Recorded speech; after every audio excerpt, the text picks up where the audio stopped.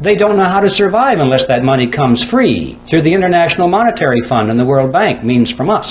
Attention to what's been happening in the so-called third world, or the underdeveloped nations. This process is now complete. It's not going on, it's finished. They literally have bought those nations. Have you ever wondered what's going on there with the IMF World Bank? Every once in a while on the back page of the newspaper you read that Congress once again authorized another $100 billion or so to go to the World Bank. And then it explains very carefully that this money is being used for humanitarian reasons. It's being used to uplift the standard of living of these poor people. It's not being used for that at all. If it is, they're not doing a very good job, because after all these years, you cannot point to one of those countries which has had its standard of living raised one iota by this vast expenditure of money, because it was never designed to do that. The money does not go to the people. It does not go to the industries or the businesses of those countries where it might have a chance of raising the standard of living. It goes to the politicians, doesn't it? It goes to the governments of those countries, and it is used specifically to perfect and strengthen the control mechanisms over their people. They have a better organized and equipped army. They have a better paid bureaucracy, more people in the bureaucracy. They have more ways of controlling their subject. This money is used to build totalitarian systems in every country that you want to point to and analyze. You see, these people, these leaders of these countries, for the most part, couldn't care less about the standard of living of their subjects as long as they live well. They live in their mansions, have their yachts, their jet aircraft, and they go to New York and live in the Waldorf Astoria while they attend United Nations meetings. They're very happy with that. They have no ideology.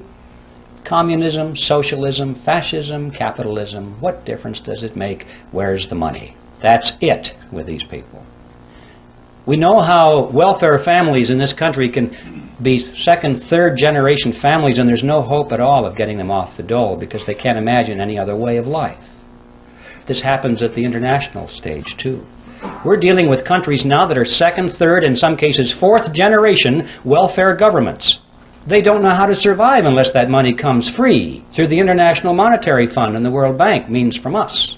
There's no way in the world they're going to break free from that. These countries, ladies and gentlemen, have already been purchased, lock, stock, and barrel, in this fashion, and they are now in place in the New World Order. And they're simply waiting for us to show up. And that's the other side of the coin, because not only does this transfer of wealth to these countries from us not raise their standard of living, but it does in fact help to lower ours. And this too is part of the plan. A strong nation is not a candidate for surrendering its sovereignty. But if a nation can be brought to its knees, if it is hungry, desperate, it has chaos in its streets, if it has political turmoil, then the people in that nation will much more likely accept any solution that's offered to them by their government or by a world government. If there's anarchy in the streets, as we saw in Watts, in Los Angeles, people were joyous when the soldiers showed up. They were joyous because this now was an end to anarchy. It was a dress rehearsal. They won't care whether the helmets on these people are blue or brown.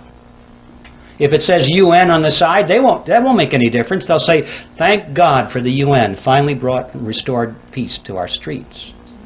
And if people are hungry and they're out of work and they don't know what to do in the economy, they'll be so thankful for a UN monetary unit which has purchasing power a little bit.